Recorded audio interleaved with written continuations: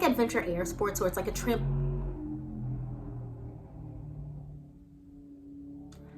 Anyways.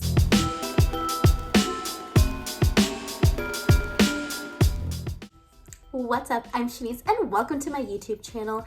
I love giving gifts and somehow I'm also a minimalist. Let me explain to you where I think my minimalistic views came from. It started a couple years ago when we lived in New York, and that's where my husband is from. So a lot of his family is up there. And I remember this one Christmas, we spent 24 hours in 4 different homes. Very different than what I'm used to. And I remember we were on a time crunch, obviously, and my daughter was opening gifts and she couldn't even play with the gifts that she was opening. Literally just gifts coming left and right, and she wanted to stop and play, stop and open, and they're like, no, keep going. And I remember leaving like, this is not what Christmas is about. And I grew up as gift giving being my love language, so you would think that I would love the receiving, but there was just something in that 24 hours that changed everything. She had family members giving her random gifts to make sure that all of the kids got the same amount of gifts, or all of the kids had the same amount of money spent on them. And so with that, we ended up with a bunch of random useless toys and items in our house. I don't ever want to tell our family what they can and can't buy our children. Like, that is totally up to them. Now that I've been in this family for quite some time, I kind of know what to expect. And I personally don't buy that much stuff for my kids because luckily I don't have to, but 2, I don't want my kids to just have a bunch of random things that they don't use, don't need, don't want. We are minimalist, and the idea that everything we have, we use. You can go through any room of our house, any corner, and if it's not like a holiday item, we will use it.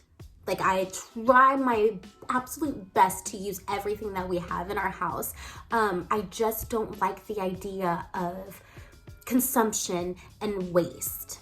It is not good for the environment. It's not good for your wallet. It's not good for your home environment, the clarity, just having clutter in the house. I prefer to have open, organized, clean state. I don't like thinking, oh my goodness, I haven't used that, or oh, I forgot about that. No, I just use what I have, and that has served me well. And whether the gift costs $5, $10, $15, $50, if the gift is not being used, it's a waste of money. And I personally don't like wasting things, but especially not money. I stay on budget and I stick to my list by following something I found on Pinterest. Something that they want, something they need, something to wear, and something to read. And this works across the board for all age groups, for family members, for friends, for teachers. Like, it has just been very helpful in buying Christmas gifts. You don't have to limit one gift per category. It just really helps you decide on what to buy. I'm gonna walk you through each of the categories and kind of give you some ideas for pretty much all age groups. And I will do teachers at the end. So starting off with a want. A want is very obvious. It is something that your spouse, your friend, your kids want, but aren't getting throughout the year. It can look like toys, handheld games, gift cards, things like that. Next up is need. Now, I know this can be controversial because some people just want to have their wants as their gifts, but sometimes it's necessary to get the needs. For kids, it could be bedding. Maybe they need certain school supplies or sports equipment. Maybe your spouse needs office supplies or work-related items that they're just not going to get themselves throughout the year. Maybe this is your opportunity to do that for them. Moving on to the wear. The wear for kids could be coats. Teens and tweens could be sneakers or jerseys of their favorite players. For your significant other or other adults in your life, it could be like a really nice cozy robe or fancy pajamas. Just something that they can actually put on their body and use. Next up is the read category. One year, my husband's grandparents gave us some money, but we had already bought everything that the kids needed and everything that they wanted. And I was just trying to think of something that would last a little bit longer than the holiday season.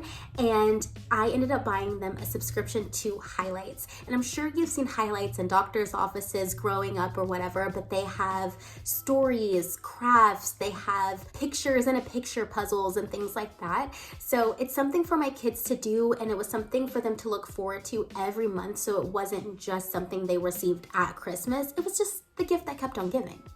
As for older kids, you can go for graphic novels, see who's popular among the kids. My daughter likes manga right now. For a while, she liked pretty much any graphic novel, but now we're geared towards the manga. Maybe for teenagers, get them a magazine subscription, or if there's an author or some type of genre that they're geared to, that would be great too.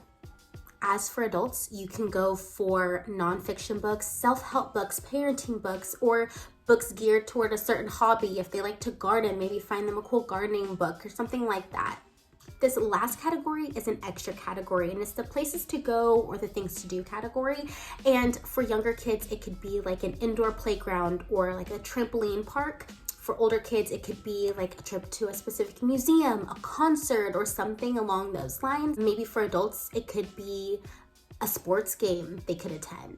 But I do know that those can be a little bit more on the pricey side, so maybe look towards Groupon or just ignore this category altogether. I asked some of my teacher friends what they would like for Christmas, and many of them said time and money. So if you can, offer to read to the class, or maybe pick up something that she would normally have to do on her own time and kind of take that from her, or even donate some gift cards, or you can just donate some money. But if you want to give more of a personal gift, I've got you. I have been sending these questionnaires for years. It gives me a little bit more insight into the teachers' lives outside of school. No shade to people who give teachers mugs or who give teachers classroom decor. It's just not my thing. I like to remind teachers that they are individuals outside of their job as well. So by doing this, it just kind of shows me more of their personality, more of their hobbies and what they like to do. So one teacher told me that she likes Gilmore Girls, and I had a $10 Luke's Diner t-shirt made. $10, that's it. And she loved it. If she was shook, like, oh my gosh, of all of the things that I wrote down, that's what she picked up. One of Jackson's teachers was really into crystals and things like that. So I got just like a woo-woo kit. It's like, it had incense, it had crystals, it had a list of what all the crystals meant. It was just a vibe. This is also great for work Secret Santas. I made this in Procreate, and I will try to link it in the description box. Hopefully you'll be able to print it, but I'm telling you, it is just so helpful to have. Okay, so those are a couple ideas of how to stay on budget, stick to your list during this holiday season, because things can get really out of hand really quickly. And I am here for saving the coin, saving the environment, saving your sanity, also saving space in your house. I just don't like clutter. I think that's really what it boils down to. Please let me know if you've ever heard of this method before, but I have found it to be so helpful, not just during this holiday season, but I use it for Easter and for birthdays. It just really helps me stay in my lane, which sometimes I do need. I'll admit that. Anyways, thank you so much for watching, and I will see you next time.